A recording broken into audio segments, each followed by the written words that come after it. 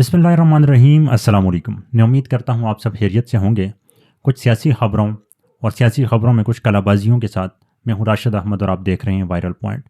नाज़रीन, मरीम नवाज़ शरीफ के TikTok videos के लिए अब राशन का थैला लेने के लिए शर्त ये लगा दी गई कि आप वीडियो बनाएंगे, अगर वीडियो नहीं बनाएंगे तो आपको राशन का थैला नहीं दिया जाएगा। एक वीडियो ये वायरल होती है और इसी के साथ एक और वीडियो वायरल होती है जिसमें देखा जा सकता है कि वो रेडी जिस पर मरीम नवाज़ शरीफ का पेनाफ्लेक्स नहीं लगा हुआ, उन रेडी वालों को बल्दिया के अहलकार उठा कर ले जाते हुए नज़र आते हैं। अब मरीम नवाज़ के टिकटॉक के रिप्लाई में आवाम ने भी वीडियोस जारी करना शुरू कर दी हैं, इस पे बात करेंगे। इसके साथ साथ जो पीटीआई ने एक और सीट जो है वो खो दी है, इलेक्शन कमीशन जो है उसने अब आहिस्ता आहिस्ता तहरीक इंसाफ से मज़ीद सीटें जो हैं वो खरोचना शुरू कर दी हैं, इस पर बात करेंगे। मोहम्मद ज़ुबैर जो मरीम नवाज़ शरीफ के स्पोक्स पर्सन भी रहे हैं, उनकी जानिब से बड़े हमले किए गए हैं मरीम नवाज़ शरीफ और नवाज़ शरीफ के ऊपर कि जनरल बाजवा के साथ जितनी भी उठक बैठक हुई थी उन्होंने अपनी मर्ज़ी से नहीं की थी, बल्कि उनको मरीम नवाज़ और नवाज़ शरीफ साहिब की जानिब से हिदायत मिला करती थी। इस पर थोड़ी सी बात करेंगे। इसके साथ साथ जानवरों के गलों में सियासतदानों की तस्वीर डालकर शोबदाबाजियाँ करना, इस पर थोड़ी सी बात ज़रूर करेंगे क्योंकि ये बहुत ज़रूरी है और हमारी आवाम इस चीज़ को समझती नहीं और मामलात को गलत सिमत लेके जाते हुए नज़र आती है। आखिर में थोड़ा सा इस पर एनालिसिस रखेंगे अपना कि मोहसिन नकवी, शहबाज शरीफ और आसिफ अली जरदारी ने कहा है कि वो तनख्वाहें नहीं लेंगे। आया इन तनख्वाहें न लेने में कितने का आवाम को फ़ायदा होगा, उस पर थोड़ी सी खबर रखेंगे। तो सबसे पहले बात करते हैं कि मरीम नवाज़ शरीफ साहिबा जो हैं उनकी टिकटॉक की वीडियोस हमारे पास आनी शुरू हो गई थी कि कभी वो घर जा रही हैं, कभी अस्पताल जा रही हैं, कभी वो मंडियों का चक्कर लगा रही हैं, कभी सब्ज़ी मंडी का चक्कर लगा रही हैं, कभी रेड़ीबानों के पास जा रही हैं। तो इस तरह उनकी वीडियोज़ आ रही थी। अब अचानक से आवाम ने भी अपने मोबाइल खोल दिए हैं और उन्होंने वीडियोज़ जारी करना शुरू कर दी हैं। आप ये वीडियो ज़रा एक मुलाहिज़ा फरमाएं। जब राशन के थैले दिए जा रहे थे तो एक शहरी ने कहा कि मैं अपनी वीडियो या तस्वीर नहीं बनवाने दूंगा। तो जो राशन तकसीम करने वाले अहलकार थे उन्होंने क्या जवाब दिया, आप ज़रा इस क्लिप को मुलाहिज़ा फरमाएं। हाँ जी, तस्वीर का की करना है? तस्वीर नहीं दे देनी, नहीं देनी तो फिर नहीं लगना चाहूँ की है नहीं देना जी? नहीं देना। ਤੁਸੀਂ ਤਸਵੀਰ ਨਹੀਂ ਖਿਚਾਓ। कोई माड़ा बंदा है भाई इधर इधर आओ। तस्वीर नहीं जे किसी भी देनी, ਇਹ ਸਾਡਾ ਹੱਕ ਹੈ और ਸਾਡੇ ਪੈਸੇ ਦੇ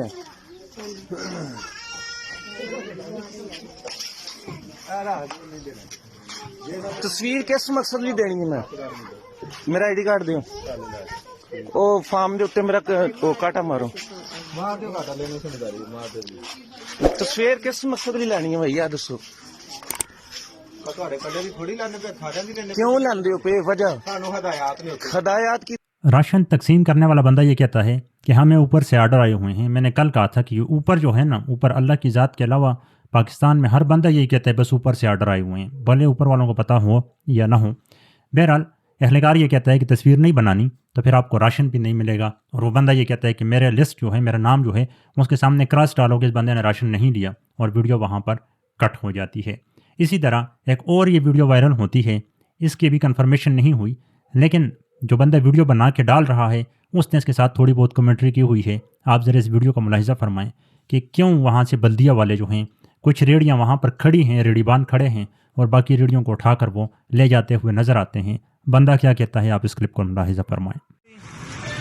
उनका सामान वगैरह ये देखे रेड़ियाँ वगैरह लेके जा रहे हैं और जिन पे ये मरीम नवाज़ की फ्लैक्स लगी हुई है, ये मैंडेट चोर बगैरत लोग उनके ये सारा काम मान रहे हैं, ये सब लोग। बंदा ये कहता है कि जिन रेड़ियों के ऊपर मरीम नवाज़ शरीफ साहिबा की तस्वीर लगी हुई हैं या उनके जो सस्ते बाज़ार के पेनाफ्लेक्स लगे हुए हैं उनको कुछ नहीं कहा जा रहा और बाकी रेड़ियों को उठा के ले जाया जा रहा है। खैर, इसके ऊपर अभी तफ्तीश होगी, कंप्लेंट सेल के ऊपर कंप्लेंट कर दें जो भी पंजाब के लोग हैं, तो कोई ना कोई हल इसका निकल आएगा।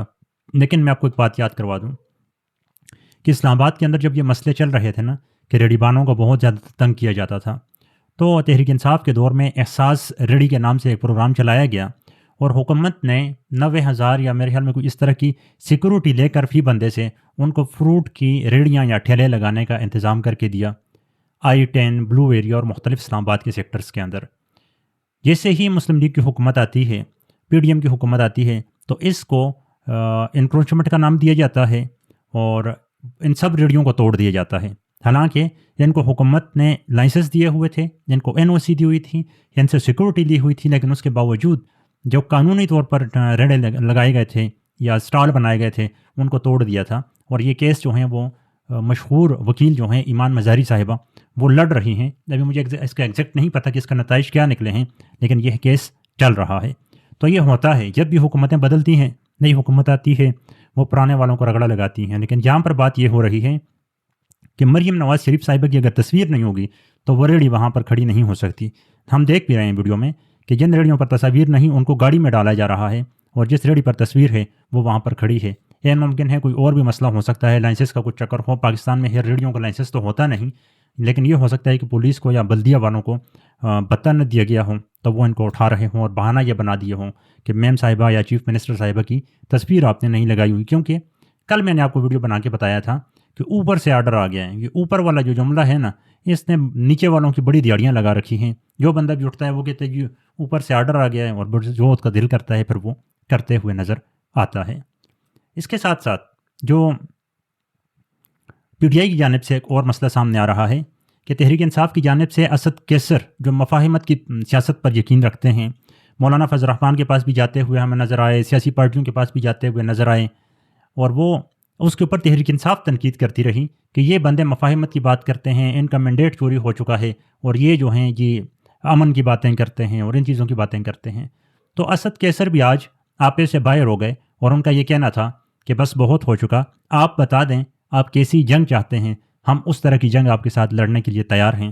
آپ نے مینڈیٹ چوری کر دیا، اور اب الیکشن کمیشن جو ہے کمشنر جو ہیں راجہ اسکندر سلطان، وہ ان کو کہا جا رہا تھا کہ ان کو کینیڈا کے اندر سفیر لگانے کی تیاریاں کی جا رہی ہیں، اور اس کے بدلے میں یہ 20 سے 21 سیٹیں جو ہیں مزید PTI سے چھین کر PDM کو دینے کی کوشش کر رہے ہیں، جس کی انہوں نے ایک مثال سامنے رکھی آج. اور اسی کی وجہ سے وہ آج کافی زیادہ تپے ہوئے بھی تھے کہ NA81 گجرانوالہ میں دوبارہ گنتی کی گئی، اور اس گنتی میں عجوبہ یہ ہوا کہ کسی بھی بندے کے ووٹ ڈسٹرب نہیں ہوئے. 7,000 مسترد ووٹوں کو بڑھا کر 17,000 کر دیا، یعنی جو ووٹ مسترد ہوئے تھے 7,000 سے ڈائریکٹ 17,000 ہو گئے. تحریک انصاف کے ورکر کے ووٹ گر گئے، اور نون لیگ کے جو امیدوار ہیں اس کے ووٹ اٹھ گئے. باقی جتنے بھی لوگ ہیں کسی کے ایک ووٹ کے اوپر بھی کسی قسم کا کوئی فرق نہیں پڑا، اور یوں نون لیگ کو جتا دیا گیا اور PTI جو ہے وہ ہار گئی. اب ہوا کیا ہے؟ ایک کہاوت ہے کہ اگر آپ کسی بندے کو بیٹھنے کی جگہ دیں گے تو وہ لیٹنے کی جگہ خود بنا دے گا. آپ کو یاد ہوگا کہ جب مینڈیٹ کی تازہ چوری ہوئی اور الیکشن کا دوسرا دن تھا، تمام RO آفیسز کو گھیر لیا گیا تھا، تو آہستہ آہستہ جن سیٹوں پر قبضہ کیا گیا تھا وہ تحریک انصاف کو واپس ہو رہی تھیں. پھر تحریک انصاف نے کیا کہ عوامی دباؤ کو پیچھے کر دیا. یہ کہا کہ یہ ایک اور 9 مئی ہو سکتا ہے. اب اس کو ڈر کہیں یا کیا کہیں اللہ بہتر جانتا ہے، لیکن جس طرح بچپن میں مائیں جو ہیں وہ بچوں کو ڈرایا کرتی ہیں سو جاؤ بہو آ جائے گا یا کوئی چیز آ جائے گی آپ کو کھا جائے گی، تو اب تحریک انصاف کے ساتھ بھی یہی ہو رہا ہے کہ وہ تھوڑا سے پر تولتے ہیں کوئی احتجاج کرنے کا، پروٹیسٹ کرنے کے، تو حماد اظہر صاحب کی جانب سے ایک ٹویٹ آتی ہے پنجاب میں کہ ایک اور 9 مئی ہو سکتا ہے، اور بس پھر سارے ٹھنڈے ہو جاتے ہیں. تو یوں تحریک انصاف نے RO آفیسز کے باہر سے جیسے ہی دھرنے ختم کیے تو الیکشن کمیشن کی جانب سے نوٹیفیکیشن شروع ہو گئے. اب وہاں جب ان کی سیٹیں چوری کی گئیں تو یہ مفاہمت اور اس طرح ہومیوپیتھک قسم کے بیان دینے لگ گئے. اب کیا ہوا کہ آپ نے بیٹھنے کی جگہ دے دی تو اگلے اب لیٹنے کی جگہ بنا رہے ہیں. تو انہوں نے اب جو ان کی پکی ٹھگی سیٹیں تھیں جو حلف بھی لے چکے ہیں، اب ان سیٹوں کو دوبارہ گنتی کے نام پر آہستہ آہستہ انہوں نے توڑنا شروع کر دیا ہے. اور کہا یہ جا رہا ہے کہ کم از کم 21 سے لے کر 25 تک کی سیٹیں جو ہیں وہ توڑی جائیں گی، تاکہ قومی اسمبلی میں PDM حکومت کو واضح برتری دی جا سکے، تاکہ کل کو کوئی اگر ایکٹ پاس کرتے ہیں یا کوئی قوانین میں رد و بدل کرتے ہیں تو ان کو اس سے آسانی ہوگی. اب تحریک انصاف اسی چیز پر بھڑکی ہوئی ہے کہ ہم ابھی تک مفاہمت کی بات کر رہے تھے، ہماری اتنی سیٹیں چوری کر دی گئیں، اور آج بھی یہ سب کچھ چل رہا ہے، تو اس طرح یہ نظام نہیں چل سکتا. اگر آپ جنگ چاہتے ہیں تو ہم جنگ کے لیے تیار ہیں، بس صرف یہ بتا دیں کہ آپ کیسی جنگ چاہتے ہیں. یہ اسد کیسر کے ہو بہو الفاظ تھے آج. اور اس ساتھ ساتھ انہوں نے یہ بھی کہا کہ ہم ابھی تک اسمبلی میں صرف اسی لیے ہیں کہ ہم چاہ رہے تھے کہ یہ نظام چلے، ملک کو مسائل کا سامنا نہ ہو، لیکن جو حالات ہمیں نظر آ رہے ہیں کوئی بھی ملک کو آگے لے جانے میں سنجیدہ نہیں ہے. اب دیکھنا یہ ہے کہ اس کے بعد الیکشن کمیشن کا رد عمل کیا آتا ہے، یا سپریم کورٹ ہمارے چیف جسٹس صاحب جن کو انٹرا پارٹی الیکشن میں تھوڑے بہت مسائل کی وجہ سے اتنی پریشانی ہوئی کہ انہوں نے تحریک انصاف سے بلے کا نشان ہی چھین لیا. اور دوسری جانب ایک کمشنر راولپنڈی ڈویژن کا کمشنر اٹھ کے کہتا ہے کہ جناب میں نے 13 سیٹیں جو ہیں وہ جتوائی ہیں, تو اس کو پاگل قرار دے دیا جاتا ہے. اور چیف جسٹس یہ کہتے ہیں کہ ثبوت کے بنیاد پر بات ہونی چاہیے تھی. جبکہ وہیں پر اگر پی ٹی آئی کی بات کی جائے تو جس بندے نے درخواست دی تھی وہ پی ٹی آئی سے نکالا گیا بندہ تھا, اس کا پی ٹی آئی کے ساتھ کوئی تعلق نہیں تھا.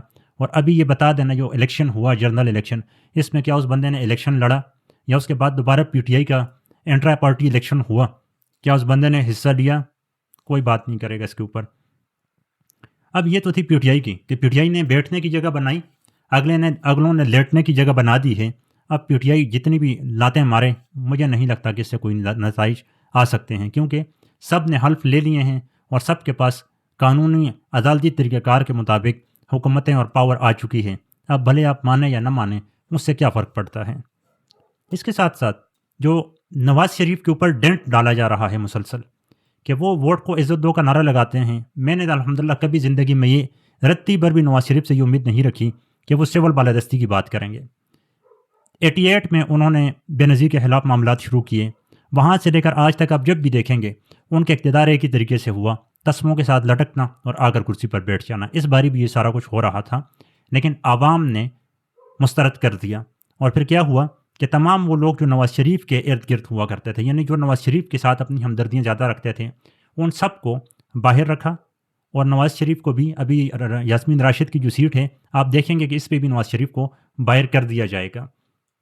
اور شہباز شریف اور ان کے جو قریبی دوست تھے ان سب کو جتوا دیا اور نواز شریف کو باہر کر دیا. اب نواز شریف جو ہیں ان کی سول بالادستی کے اوپر محمد زبیر نے سرجیکل اسٹرائک کر دی, اور انہوں نے یہ کہا کہ میں نے جتنی بھی جنرل باجوہ کے ساتھ ڈیل کی تھی وہ میری کوئی ذاتی یا میری اپنی کوئی وہ پسند نہیں تھی, بلکہ مجھے مریم نواز شریف اور میاں محمد نواز شریف بھیجا کرتے تھے نواز شریف کے ساتھ جنرل باجوہ کے ساتھ ڈیل کرنے کے لیے. تو اندازہ کر لیں, میں آپ کو بار بار کہتا رہا کہ ممکن ہی نہیں کہ مریم نواز شریف پاکستان میں کھڑی ہو کر جرنیلوں کو گالیاں دے, نواز شریف یہاں سے باہر چلا جائے وہاں سے جرنیلوں کو گالیاں دے, شہباز شریف عدالت پیش ہو تو یہ جو دہشت گردی ہے اس کے پیچھے وردی ہے. اسی طرح مولانا فضل الرحمان اسٹیج پر چڑھ کے للکارتا رہے اور اسٹیبلشمنٹ جو ہے ان لوگوں کے اوپر ہاتھ نہ ڈالیں. ایسا کیسے ممکن ہے؟ تو میں تب بھی کہا کرتا تھا اور آج بھی یہ کہتا ہوں کہ جو بھی ہو رہا تھا وہ سارا کے سارا ملی بھگت کے ساتھ ہو رہا تھا. بعد میں مولانا فضل الرحمان نے اس پر بتا دیا, محمود خان اچکزئی نے بتا دیا, علی وزیر نے بتا دیا, ابھی ریسنٹلی جو ہیں مولانا فضل الرحمان نے خدا کے بتا دیا کہ ہمیں جنرل باجوہ نے کہا ہوا تھا اور ہم سب یہ سارا کچھ کر رہے تھے. لیکن محمد زبیر نے یہ جو بات کی یہاں سے نواز شریف کو بھی اس کنارے کھڑا کر دیا کہ ان کے اندر بھی جمہوریت کا نام دور دور تک نہیں ہے, بس مفاد پرست اور موقع پرست ہیں. جیسے ان کو موقع ملتا ہے یہ آتے ہیں اور وہ کام شروع کر دیتے ہیں. حالانکہ 86 سے لے کر آج تک نواز شریف بے شمار عہدوں کے اوپر رہا, 3 مرتبہ ملک کا وزیر اعظم رہ گیا. کم از کم ابھی تو ان کو ایک ایسا سٹینڈ لینا چاہیے تھا کہ پاکستان کی بیماری کی تشخیص کرتے, اور جس کی تشخیص انہوں نے کی تھی کہ ووٹ کو عزت دو, لیکن وہ تشخیص کو اس طرح سے رہی کہ بعد میں پتہ چلا کہ نومبر 2018 میں عمران خان وزیر اعظم بنتے ہیں اور اپریل 2019 میں جنرل باجوہ کے ساتھ ان کی ملاقاتیں ہو جاتی ہیں, سارے معاملات بن جاتے ہیں. اگر کورونا نہ آتا تو انہوں نے 2019 میں ہی عمران خان کو گھر بھجوا دینا تھا. بہرحال کہ اللہ تعالیٰ کے پلان کچھ اور تھے, اور یہی وجہ ہے کہ نوجوان نسل نے وہ سب کچھ کر دیا جو نواز شریف بھٹو یا جتنے بھی سیاسی رہنما تھے وہ دہائیوں تک کرنے کی کوشش کرتے رہے, لیکن وہ نہ کر پائے. اور اس مرتبہ پاکستان کے نوجوانوں نے حالات اور منظرنامے جو ہیں ان کو بدل کے رکھ دیا ہے.